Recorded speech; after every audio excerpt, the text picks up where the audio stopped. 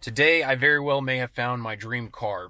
I've loved 91 and 92 DeVilles for quite some time. I've already owned two of them, and unfortunately, they bit the dust.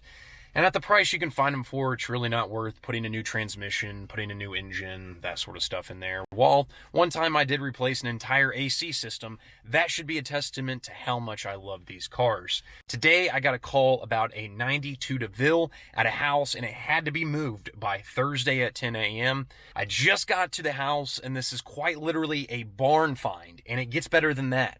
This is not an ordinary Cadillac Deville from 1992. This is a Mary Kay edition Deville. I've kind of looked into the Mary Kay Cadillacs. They're pink. You have to be a good salesperson to get them. One of the top people to get them, actually. And so this one's pretty rare, I would say. I've never seen another 92 pink Deville out there.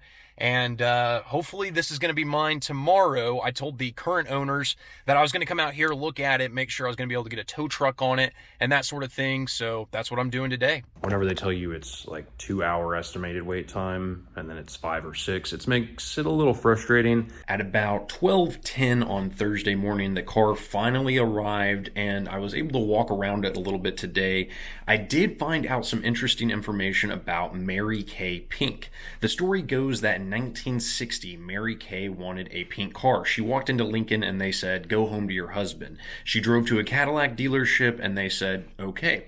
She whipped out her compact and said, "This is the color I want," and it actually matched the Cadillac's Mountain Laurel 1956 and 1957 pink, and now you have Mary Kay Pink. This weekend, I'm going to go through this car, try to clean it up a little bit, also get my wife's reaction and see what she thinks. So make sure to like and subscribe and tune in for more updates on the Mary Kay Cadillac.